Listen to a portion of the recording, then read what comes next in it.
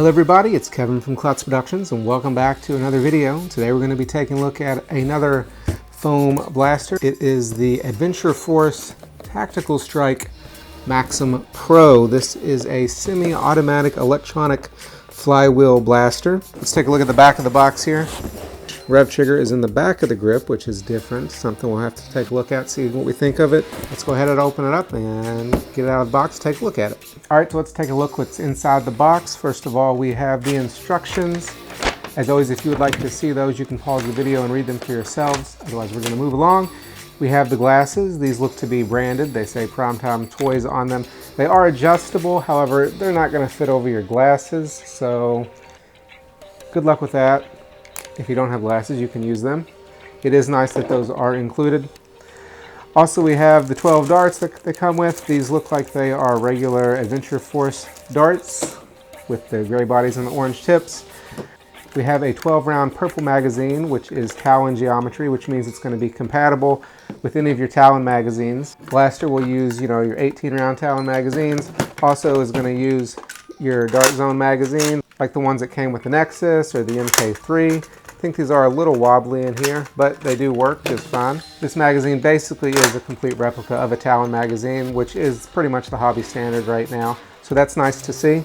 We also have a stock it comes with. This uses a regular N-Strike attachment. This goes on there, has an adjustable stock out here, and it has a buffer tube stock on the back. So that means if you want, you can use your own buffer tube stocks that you already have for like airsoft or whatnot. So that's nice. It gives us plenty of different options for whatever we want to use it for. Up top comes with two adjustable iron sights on your regular Picatinny rail. They're pretty low profile, but they could do the trick, I'm sure. And this is going to fit any normal Picatinny rail. So like here is the scope from the Max Striker. Fits on there just fine if you want to go that route. Then we have the mag release right here. This is the paddle. You couldn't really reach it, but it will gravity drop if you can reach it with your finger. But you're probably just going to be using your offhand to reload that. Then in the back we have the rev trigger. Now this is not a rev trigger, this is a rev grip. In order to rev the blaster, you have to grip in this and squeeze, and then you can pull the trigger to fire. This is different than most rev triggers that we're used to that are up here in the front. So different people have different opinions on this. For me personally, I think it's okay. Some people say, they don't like the way that this is. I think it's just going to be a preference thing. I will say that this one is definitely better than the Venom one because it sits lower. The Venom one's up higher and it's real kind of awkward to hit, but this one's down low. Makes it very natural just to grip. Obviously, we have the safety on the bottom here. This is a mechanical safety which stops you from revving, and if you can't rev, then you can't pull the trigger. So you have to be able to rev it to be able to pull the trigger. I think the grip is nice, it's comfortable, no complaints there. We have a sling attachment on the back here, and then there's one down here in the grip if you can get a sling in there as well. Like I said, the stock is an N-Strike attachment point, so you can use pretty much whatever attachment you want from your old NERF blasters. So I have the Raider stock here. This works just fine. And then this is nice, it's transparent, which I think is pretty cool. It lets you see the internals, what's going on the inside there.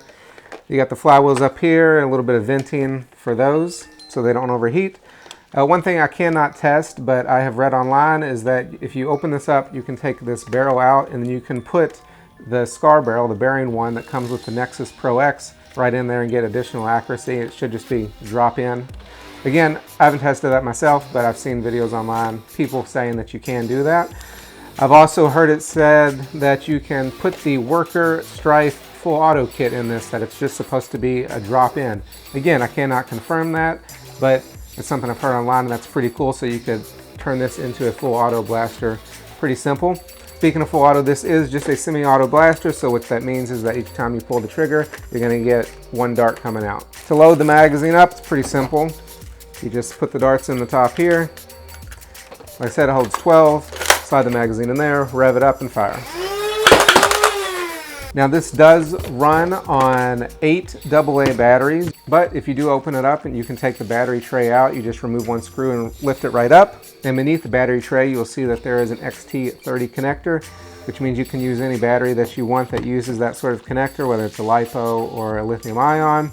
I'm currently using the lithium ion battery, the 7.2 volts that comes with the Venom. So yes, if you're curious about that, the Venom battery does work in here, and also any of the other Dart Zone batteries that they're releasing for like their gel blasters. So taking a look at Chronograph Numbers to get some FPS measurements. For those that don't know, FPS is feet per second.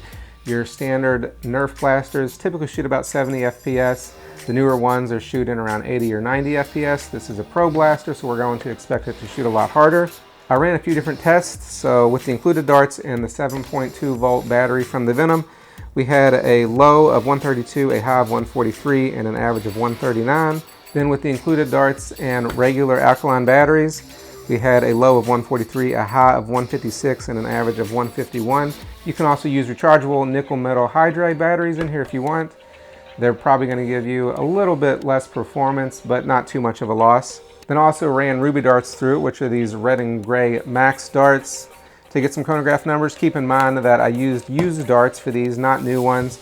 So that will account for some of the variance in the FPS. But with the ruby darts and the 7.2 volts, I had a low of 118, a high of 143, and an average of 134. And then with the ruby darts and alkaline batteries, I had a low of 123, a high of 148, and an average of 139. So firing the blaster, I think it was a lot of fun. I didn't have any jams or issues or malfunctions, anything like that. Like I said, I think a point of contention for some people may be this rep trigger in the back, but I did not mind it. The trigger pull is nice and snappy. You can fire it real fast if you want to. And honestly, I think this is a really fun blaster. I think it's offering a lot for the price range. I mean, it's only $40. And like I said, you've got lots of different options you can use. You've got your Cal magazine compatibility. You've got your stock attachments that can use your different stocks. And you can do different options on your batteries, whether you want to use rechargeables or alkalines or lithium ion or LiPo batteries. So this is probably one of my favorite blasters that's been released for a while. And I think it's going to be around for a long time. It's basically a Pro Stryfe. Is it a Stryfe killer? I don't know, maybe. But that's it. I hope you all found this video useful, and I'll see you in the next one.